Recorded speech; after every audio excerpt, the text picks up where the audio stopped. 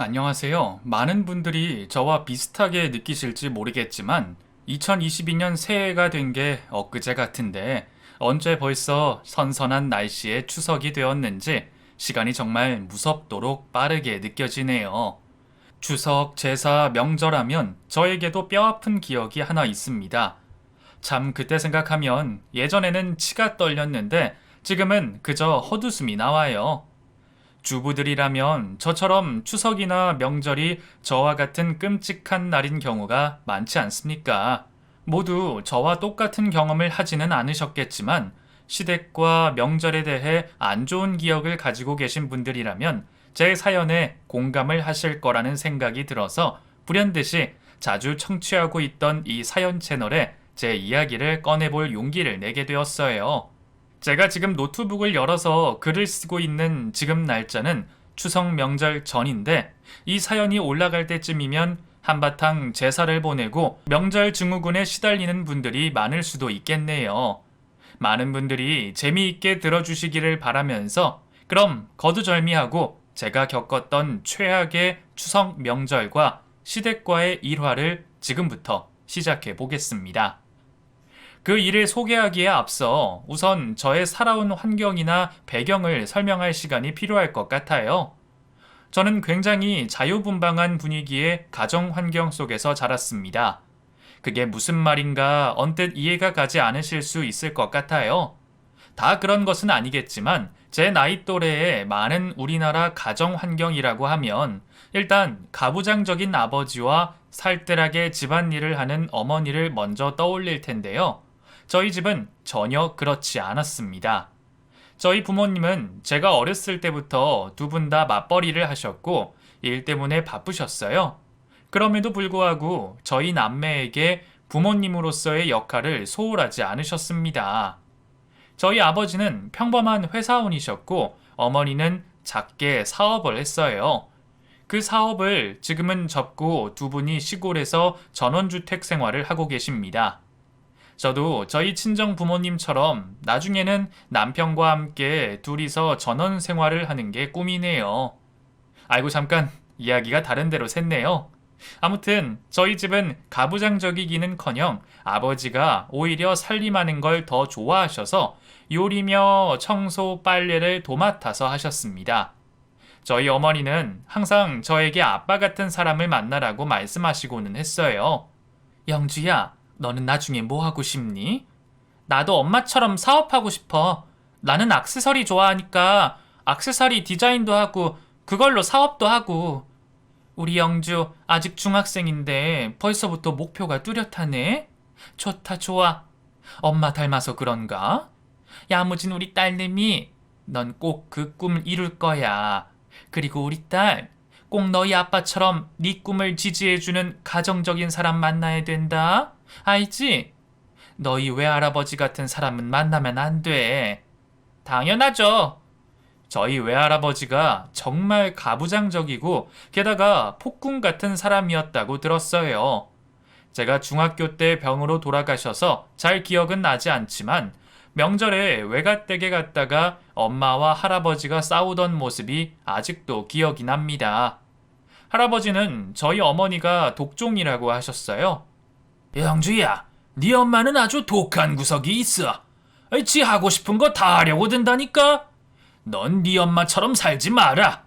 여자가 고분고분하게 시집 잘 가서 살림이나 하면 되지. 네 엄마는 대학 안 보내줬다고 평생을 이 외아래비 흉을 보고 저렇게. 외할아버지가 저를 붙잡고 그렇게 말씀하시면 저희 친정엄마는 옆에서 얼굴이 울그락불그락해서 화를 내셨습니다. 아빠는 그런 낡은 사고방식 언제 고치실 거예요? 내가 언제 아빠 흉을 봤다고 그래요? 나 어릴 때는 오빠만 대학 보내주고 나 안 보내준 게 원망스러웠지만 지금 봐요. 오빠보다 내가 훨씬 더 잘 살잖아. 저 봐라. 저 봐. 어디에 애비 앞에서 저렇게 바락바락 소리를 질러대. 저거 아주 잘못 키웠어. 됐어요. 저 이제 명절에 안 와요. 시댁에도 안 가는데 친정에 와서 매번 이런 잔소리 듣는 거 저도 사절할게요. 그때 이후로 정말로 저희 가족은 명절에 외가도 친가도 가지 않고 집에서 엄마, 아빠, 제 남동생 이렇게 넷이서 시간을 보내거나 여행을 갔습니다. 저는 아버지가 요리를 하고 살림을 하신다고 해서 권위가 떨어진다고 생각한 적이 단 한 번도 없었어요. 아무튼 그런 환경에서 성장을 했고 제가 고등학교 때 어머니의 사업이 기울게 된 적이 있었어요. 당시에 가정 형편도 그렇게 굳이 제 꿈을 펼치기 위해 대학을 가지 않아도 된다고 생각했기 때문에 미련 없이 대학 진학을 포기했습니다. 엄마, 아빠, 저는 대학 안 가도 돼요. 저 하고 싶은 일 바로 시작해 볼게요. 그래도 되죠? 제 말에 친정엄마는 고개를 끄덕이셨지만 아버지는 조금 안타깝게 생각을 하셨어요. 그래서 아버지께서 호기로운 저에게 말씀하셨습니다. 아이, 그래도 대학은 한번 가보는 게 좋지 않나. 우리 그렇게 힘들지 않아, 영주야. 우리 딸 성적이면 명문대는 아니더라도 서울에 있는 대학 갈 수 있을 텐데. 아니에요, 아빠. 나중에 정말로 필요하다고 생각되면 그때 가도 늦지 않아요. 그렇게 저는 20살이 되자마자 바로 액세서리 부자재를 파는 도매업체에 취업을 해서 일을 하기 시작했습니다. 새벽에 아르바이트를 해서 몸이 고되기는 했지만 제가 하고 싶어 했던 액세서리 사업의 가장 최전방에서 그곳 생리를 익힐 수 있어서 하나도 힘들다고 생각되지 않았고 오히려 정말 즐거운 날들이었어요. 저희 엄마의 기울었던 사업도 안정화가 되었고 남동생은 대학에 가기를 원해서 명문대에 입학을 했습니다. 그 시기에 저희 부모님이 또 한 번 저에게 물으셨어요. 영주야, 이제라도 일 그만하고. 일을 왜 그만해요? 이렇게 재밌는데. 사람들은 각자의 길이 있는 것 같아요. 엄마, 아빠, 영식이는 대학 가서 공부하는 게 체질이고 저는 이렇게 일 먼저 하는 게 더 맞는 사람이에요. 괜히 걱정 안 하셔도 돼요. 저 잘해볼게요. 그 이후로 부모님은 제가 하는 대로 그냥 믿어주셨습니다. 그리고 액세서리 도매업에서 일을 하면서 저는 관련된 인맥도 많이 쌓게 되었어요. 나날이 정말 즐거웠습니다. 그렇게 저는 알뜰히 돈을 모아서 3년 후인 23살부터 작게 제 액세서리 가게를 낼 수 있게 되었습니다. 어려서 그랬는지 사업이라는 게 참 신경 써야 할 것도 많고 위험 요소가 많은 건데 겁없이 도전했던 것 같네요. 처음에는 우선 온라인으로 제가 만든 액세서리를 조금씩 올려서 팔았습니다. 제가 만든 액세서리가 사람들에게 반응이 좋으니 정말 신기하더라고요. 처음에 예상했던 것보다 훨씬 더 반응이 좋아서 저는 1년 후에는 오프라인 매장을 열 계획도 갖게 되었습니다. 어디에 매장을 구할지 고민을 하다가 고심 끝에 대학 근처 번화가에서 가까운 한 곳에 매장을 열게 되었습니다. 온라인에서도 제 액세서리가 인기가 많았기 때문에 오프라인 매장에도 찾아오는 손님들이 늘어갔어요. 그렇게 매장을 열고 1년이 다 되어 갈 때쯤에 매장도 자리를 잡아가고 있었어요.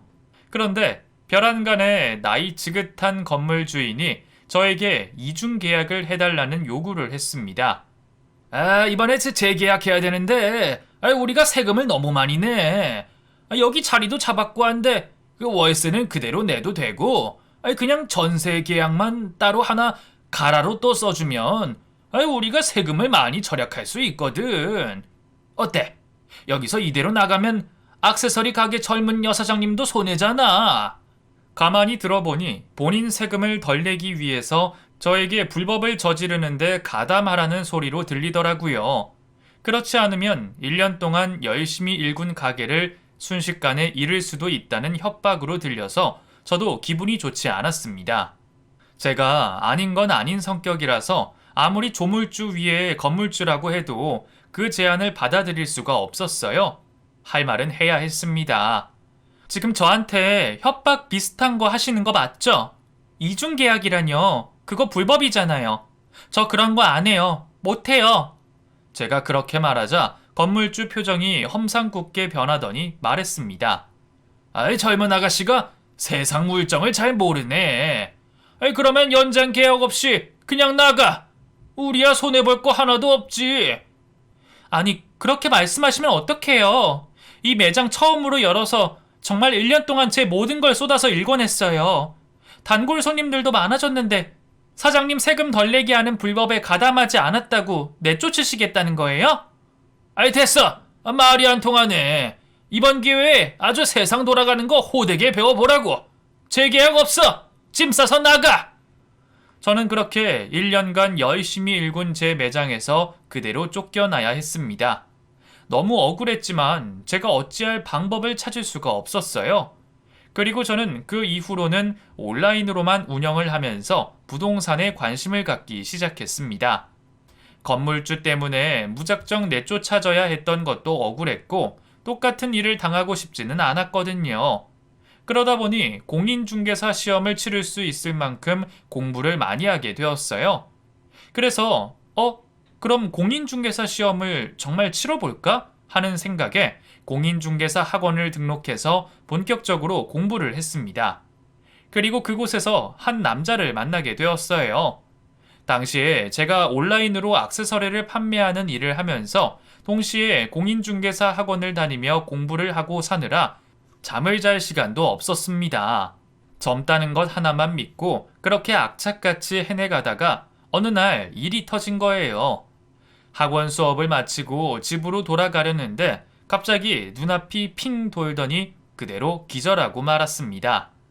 눈을 떠보니 같은 학원, 같은 반에서 얼굴만 알고 지내던 그 사람이 당장이라도 울기세로 걱정 가득한 얼굴로 저를 바라보고 있더라고요. 제가 왜 이러고 있죠? 영주씨, 기절하셨어요. 지금 구급차 불렀어요. 괜찮아요? 제가 기절을 했어요? 그렇게 말하고 나서 저는 또다시 정신을 잃었습니다. 그리고 정신을 차리고 보니 응급실에서 링거를 맞고 있었어요. 그 사람이 역시나 제 옆을 지키고 있었습니다. 눈을 뜬 저를 보고 그 사람이 소리쳤습니다. 깼어요? 괜찮아요? 의사 부를까요? 괜찮아요. 고마워요. 근데 성함이 어떻게 되시죠? 저 땡땡학원 같은 반에서 공부 중인 박수철이라고 해요. 뒤늦게 정리하고 나가다가 영주씨 쓰러진 거 발견하고 정말 많이 놀랐어요. 그 의사 말로는 별다른 이상은 없고 최근에 무리를 많이 한 것 같다고 하는데 공부하느라 힘드시죠? 그 사람은 그렇게 속사포처럼 저를 걱정하는 말을 늘어놨습니다. 그 모습이 순수해 보이고 고마워서 괜스레 웃음이 나더라고요. 그리고 그 일을 계기로 그 사람과 저는 학원에서 만나면 인사도 나누고 같이 밥도 먹고 스터디도 같이 하면서 점점 더 친밀한 관계가 되어갔어요. 그 사람은 저와 동갑이었고 저를 보자마자 첫눈에 반했다고 했습니다. 제가 정말 사람한테 쉽게 정주는 스타일이 아니거든요. 친구들은 저더러 어디 문제 있는 거 아니냐고 농담할 정도로 연애도 안 하고 살았는데 영주씨 보자마자 후광이라고 하죠? 빛이 나더라고요.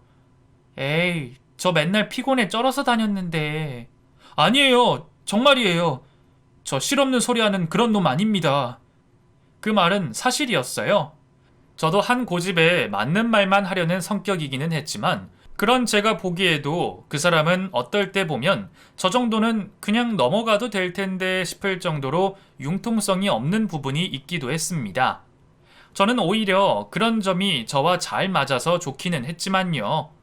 끼리끼리 만난다고 하잖아요. 저희 둘을 잘 아는 사람들은 정말 비슷한 사람끼리 만났다고 웃기도 하고는 했습니다. 아무튼 그렇게 그 사람과 저는 함께 공인중개사 공부를 하면서 연애를 하게 되었고 연애를 한다고 공부에 소홀하지 않고 오히려 좋은 영향을 주고받으면서 공인중개사 시험에 합격까지 하게 되었습니다. 원래는 당하지 않기 위해서 시작한 공부에서 저는 덜컥 공인중개사 시험에 합격까지 했네요.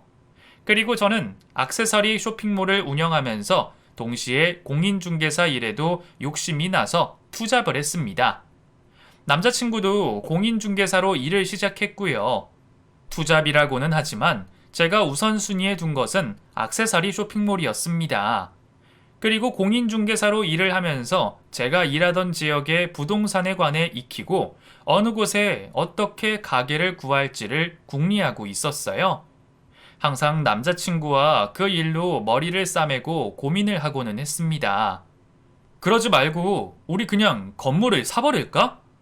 앞서 말씀드렸다시피 융통성이 없다고 느껴질 만큼 고지식한 면이 있던 남자친구가 겁없이 건물을 사자는 말에 저는 조금 당황스럽기는 했습니다.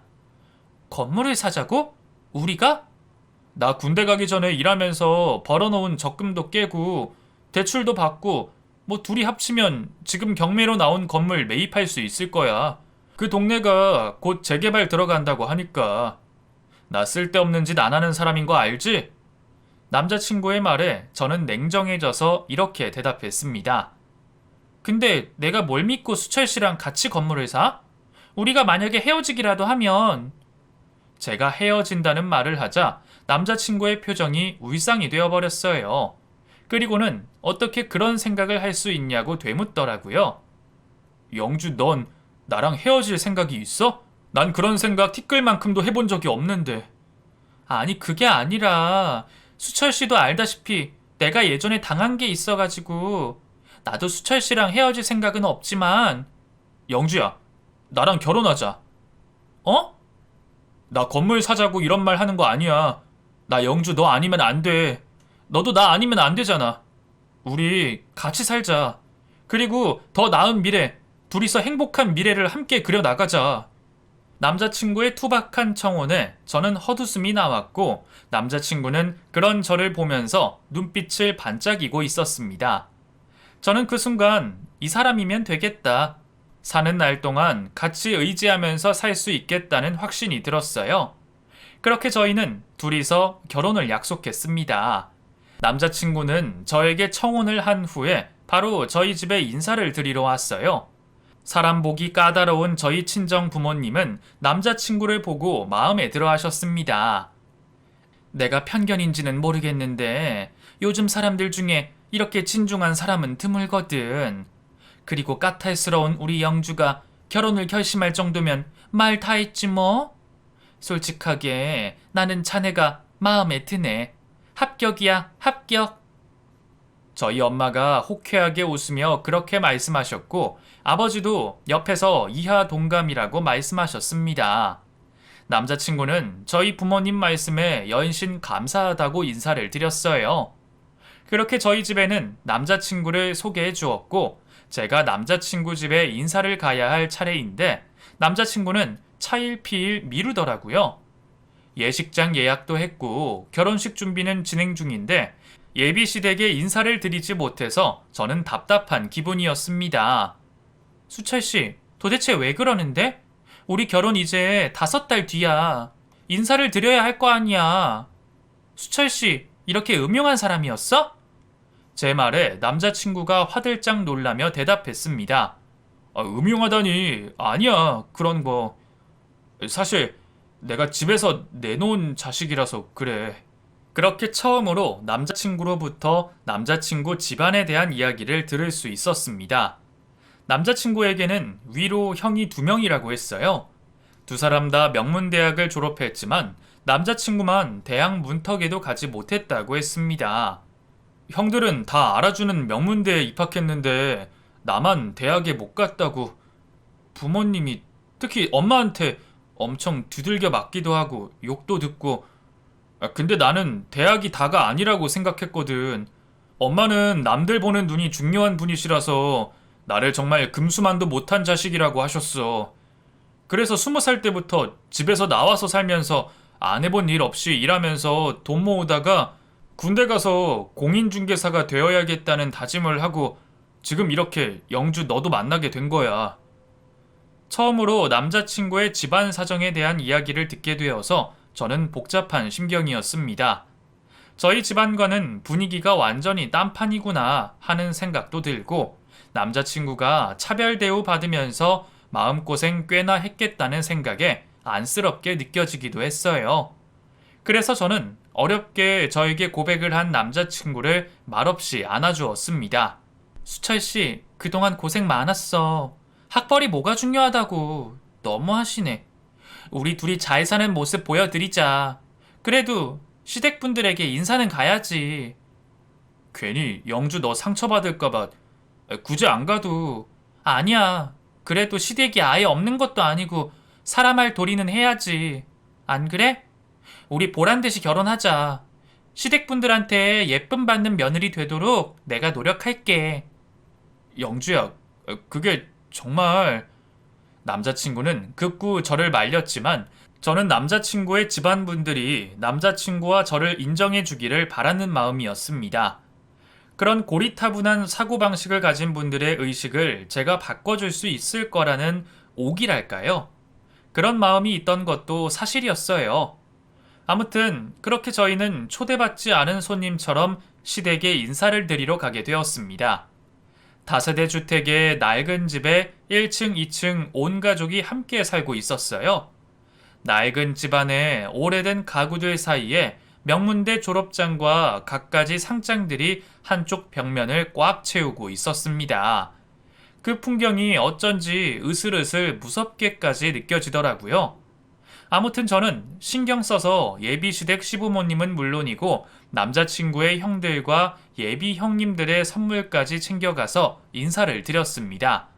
그때 시댁 식구들, 특히 시어머니의 냉랭한 표정과 싸늘한 기운은 아직까지도 잊을 수가 없어요. 네가 여기를 뭐하러 왔냐는 식이었습니다. 수철이 너는 결혼을 하려거든 알아서 하고 살지 뭐하러 인사까지 오냐? 그 말을 듣고 어처구니가 없더라고요.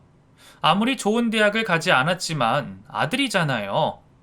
안녕하세요. 저는 수철씨 여자친구이자 곧 아내가 되려고 하는... 아이고 됐어. 그래. 너는 대학은 나왔니?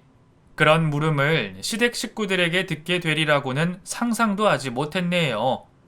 평생 대학은 굳이 필요 없으면 가지 않아도 된다고 하는 가정 환경 속에서 자라오던 제가 말이에요. 저는 그 질문에 잠깐 당황하다가 이내 대답했습니다. 아니요, 저는 대학을 가지 않았습니다. 제 대답에 시어머니가 코웃음을 쳤어요. 그럼 그렇지. 그 밥에 그 나물이구만. 야, 됐다. 결혼을 하든가 말든가 알아서 해. 이건 뭐냐? 뭐 선물은 내가 받아주마. 수철아. 시어머니가 그렇게 소리쳤고 남자친구가 움찔하며 대답했습니다. 네, 엄마. 네 결혼식 혼주석에 우리가 굳이 앉으러 가야 되냐? 지금 돌이켜 생각해도 정말 황당한 질문이었어요. 막내 아들이 결혼식을 올린다는데 혼주석에 가줘야 하냐고 묻는 부모라뇨. 어디서 주워온 자식에게도 그런 식으로 대하면 안 되는 거 아닌가요? 시부모님 앞에서 아무 말도 못하는 죄인이 된 남자친구를 보면서 저는 이 사람을 지켜줘야겠다는 생각마저 들었습니다. 그리고 저희 둘은 결혼 전에 미리 이야기를 해뒀던 건물을 공동 명의로 같이 매입을 하게 되었어요. 그리고 남자친구가 살뜰히 모아서 산 30평대 아파트에서 신혼살림을 하기로 하고 상견례 없이 결혼식을 진행했습니다. 저희 부모님에게는 솔직하게 이야기를 하고 양해를 구했어요. 저희 친정 부모님도 많이 황당해 하시면서도 이해해 주시려고 애를 쓰셨습니다. 시부모님과 시댁 식구들이 그래도 저희 결혼식에 참석은 했더라고요. 울며 겨자 먹기처럼 죽상이 되어서 결혼식장에 왔다가 꽤 규모가 큰 예식장을 보고 눈이 휘둥그레져서 남자친구, 아니 남편에게 말했습니다. 수철이 네가 무슨 돈이 있어서 이렇게 고급 예식장에서 식을 올리냐? 네 와이프가 돈이 많냐? 시어머니의 물음에 제 남편은 고개를 절레절레 흔들며 대답했습니다. 그게 뭐가 중요해요, 엄마. 뭐 안 오실 줄 알았는데 그래도 오셨네요. 네 형이 좋은 데서 결혼한다고 밥이나 먹으러 가자고 해서 왔다. 왜? 불만 있냐? 아니, 불만은요. 그냥 신기해서 그래요. 그럼 식 마치고 식사 맛있게 하시고 가세요. 남편이 그렇게 대답했습니다. 이제 시부모님의 차별에 지지 않겠다고 저와 같이 다짐했거든요. 보통 결혼식장에서 신랑 신부의 학력부터 살아온 이력에 대해 쭉 이야기를 하기도 하잖아요. 저희는 그런 거칠애를 하지 않기로 했습니다. 피로 현장에서 식사를 하던 시어머니가 끼어코 그 이야기를 꺼내며 비웃더라고요. 너희는 둘 다 다들 가는 대학도 못 나와서 그 그 부분은 생략을 하기로 한 거야? 아이고, 우스워라. 일부러 저희 기분 나쁘라고 하는 소리로밖에 들리지 않아서 저는 속으로는 화가 났지만 겉으로는 티를 내지 않으려고 애를 쓰며 대답했습니다. 그럼요, 어머님. 요즘 촌스럽게 누가 대학 나오고 안 나오고 그런 거 결혼식장에서 소개하고 그래요. 저희는 대학 안 나와도 잘 살 건데요. 하기는 기본이 안 되어 있는 애들 둘이서 잘 만났지 뭐. 수철아, 너희 형들은 명문대 나와서 주례도 대학 교수가 해줬는데 너희는 주례도 없고 아무튼 참 근본이 안 되어 있다. 그치? 그놈의 학벌이 뭐라고. 20대 중반이 훌쩍 넘어서 자기 할 일 하며 살고 있는 본인 막내 아들과 며느리에게 그렇게 핀잔을 주는지 도무지 이해를 해보려고 해도 이해가 가지 않는 분이었습니다. 그런데 또 제 성격상 무시하고 참고 넘어가지는 못하겠더라고요. 대학이 전혀 중요한 게 아니라는 걸 꽉 막힌 시어머니에게 보여주고 싶다는 오기는 점점 더 커져만 갔어요. 그래서 남편은 부모님과 전처럼 연을 끊고 살겠다고 하는데 저는 그러지 말자고 했습니다. 그리고 신혼여행을 다녀와서 선물을 사들고 시댁에 찾아갔어요.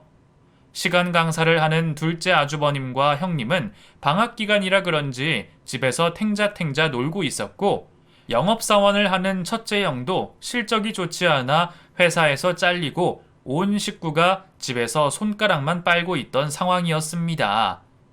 어머님, 저희가 유럽으로 신혼여행 갔다가 어머님 편하게 들고 다니실 가방이랑 아버님 시계, 그리고 아주버님 손수건이랑 형님들 스카프 사왔어요. 한번 열어보세요. 마음에 드실지 모르겠네요. 그렇게 말하며 저는 식사 준비도 해주지 않고 저희가 와도 반기지 않던 시댁 식구들 앞에 선물 꾸러미를 풀어주었습니다. 처음에는 관심이 없는 척하던 시댁 식구들이 명품 브랜드인 걸 발견하자마자 득달같이 달려들어서 본인 선물을 찾아가더라고요. 그리고 명문대 나와서 시간 강사하는 둘째 형님이 말했어요. 웬일이야? 이거 되게 비싼 건데 동서 무리한 거 아니야? 이게 다 하면 얼마야? 어머님 가방 그거 못해도 돈 300은 하겠는데요? 그 말에 못내 못 본 척하던 시어머니가 본인 앞에 놓인 선물 박스를 풀어보더니 궁시렁댔습니다. 이런 건 뭐하러? 사치스럽게. 이런 거 살 돈이면 그냥 현금으로 주지.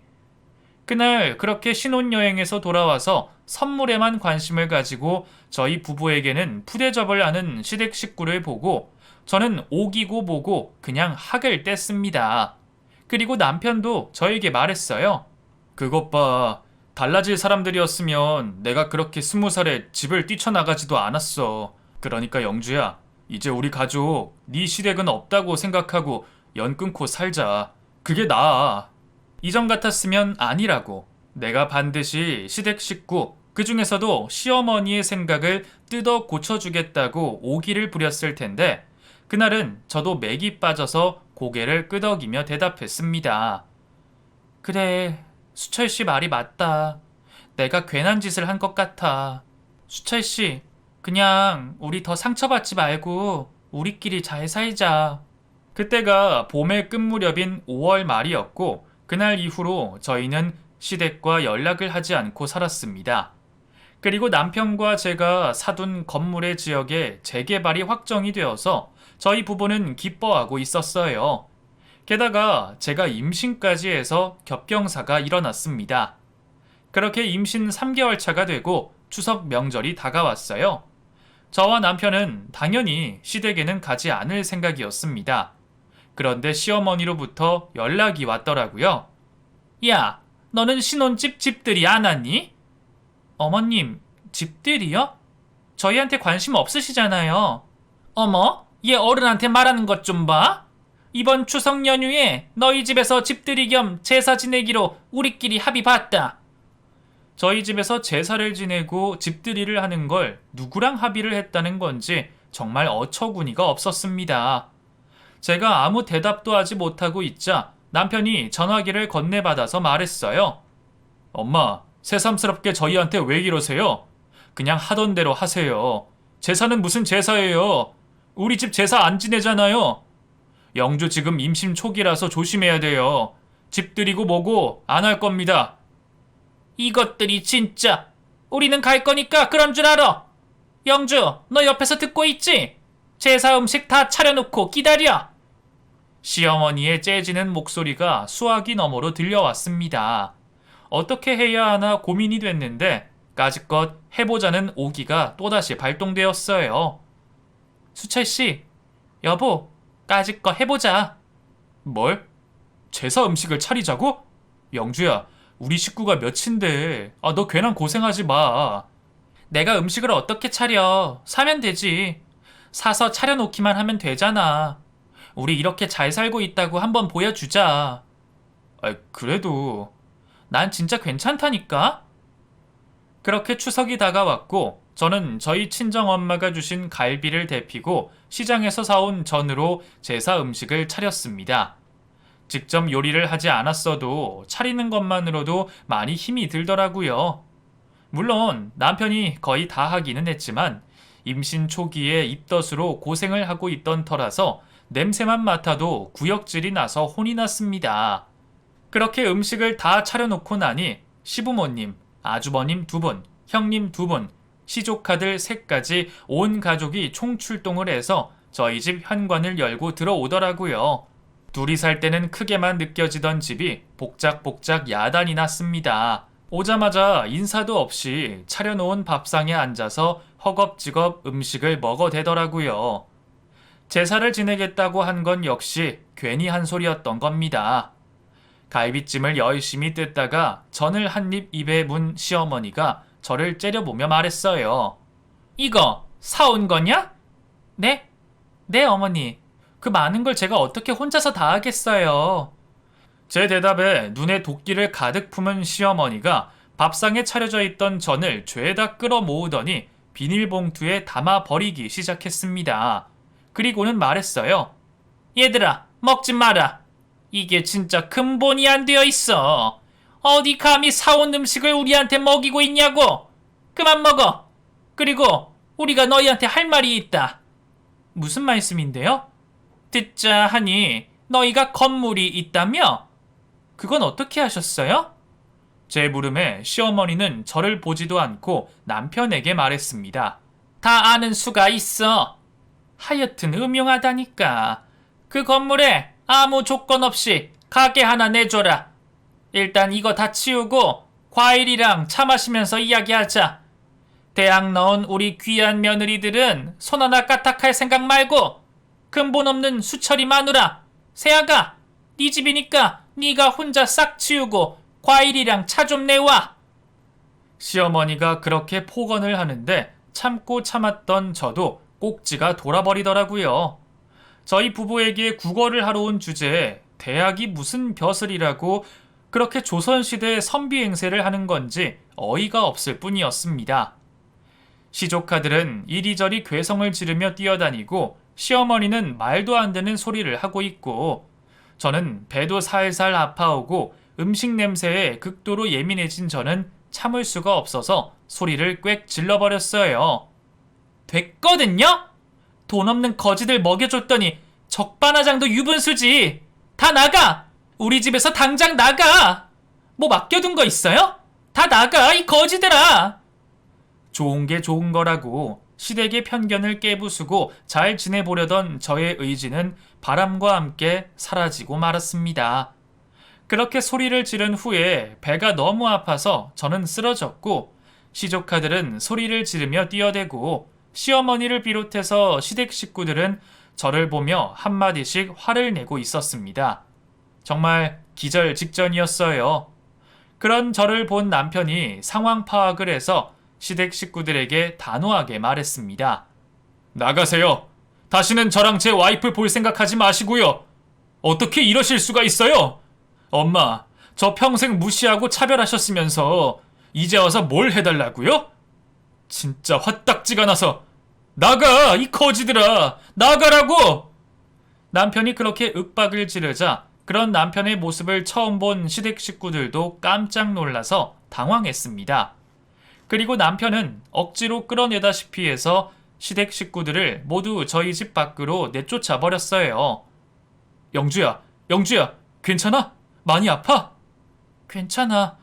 갑자기 스트레스를 받아서 배가 땡겼나 봐. 근데 나는 홧김에 그렇게 한 건데 당신은 괜찮은 거야? 나도 우리 가족 지긋지긋해. 대학이니 뭐니 말도 안 되는 걸로 트집 잡으면서 무시했던 사람들이 집안에 돈 문제 있을 때마다 나한테 다 떠넘겼었어. 더 이상은 안 해. 내가 무슨 호구도 아니고. 난 이제 영주 너랑 태어날 우리 아기만 생각하고 살 거야. 그래, 그럼 됐어. 수철 씨 마음이 그러면 난 됐어. 괜찮아. 근데 미안한데 일단 저 음식들 좀 치워줘. 나 머리가 어지러워. 그래, 그래. 내가 금방 치울게. 방에 들어가 있어. 그렇게 저는 방으로 들어가서 금방 골아떨어졌고 잠에서 깨고 나니 남편이 그 많은 식기들과 음식들을 흔적도 없이 싹 다 치웠더라고요. 환기까지 시켜놔서 집안에 배어있던 음식 냄새들도 많이 빠져있는 상태였습니다. 수채씨, 언제 이렇게 다 치웠어? 고생했어. 그렇게 말하고 거실로 나갔는데 시어머니와 시아주버님들 그리고 형님들이 남편 앞에 고개를 푹 숙이고 빌고 있더라고요. 수철아, 우리 그 집에서 쫓겨나게 생겼어. 그 동네가 재개발이 들어간다고 하는데 우리는 돈이 없잖니. 이 많은 식구가 다 길바닥에 나앉게 생겼다고. 우리 좀 도와줘. 시어머니가 그렇게 말했고 아주버님과 형님들이 한마디씩 거들었습니다. 좀 도와줘요. 애들도 내년에 학교 보내야 되고 우리 정말 힘들어요. 도련님 돈 잘 번다면서요. 전처럼 급한 불만 끄게 도와줄 수 없을까요? 남편은 그렇게 간절하게 애원하는 시댁 식구들 앞에서 어쩔 줄을 몰라 하고 있었습니다. 조금 더 있다가는 남편이 덥석 시댁 식구들에게 돈을 내어줄 것만 같아서 제가 나설 수밖에 없었어요. 저기요. 제 말에 시어머니가 저를 보고는 바로 사과를 했습니다. 영주야, 며느라가, 아까는 내가 미안했다. 대학이 뭐가 중요하냐? 하나도 안 중요하지. 너희 이렇게 잘 사는 걸 보니까 내가 마음이 놓인다. 너희 공인중개사도 하니까 형편 잘 알지 않니? 우리 좀 도와줘. 우리 재개발되는 집 보상금 그거 몇 푼 되지도 않는 거 받아서 뭐에 쓰겠니? 그 집에 새로 들어설 아파트만 살 수 있게 해주면. 지금 그게 무슨 말씀이세요? 수철씨, 이 사람들 누구야? 수철씨 아는 사람들이야? 제 물음에 남편이 정신을 차린 듯한 얼굴로 저에게 대답했습니다. 아니, 난 몰라. 다들 나가세요. 경찰 부르기 전에 나가시라고요. 앞으로 이렇게 들이닥쳐서 말도 안 되는 소리 하셔도 소용없습니다. 저는 당신들이랑 연 끊고 살 거니까 그런 줄 아세요. 그렇게 마음을 다잡고 다시 시댁 식구를 내쫓았습니다. 근본이니 뭐니 타령하던 시댁 식구들도 돈 앞에서는 한없이 초라해지더라고요. 그 모습을 보니 허탈하기도 하고 정말 오만정이 다 떨어졌어요. 그 이후로도 시댁 식구들로부터 도와달라는 요구와 협박까지 받아야 했습니다.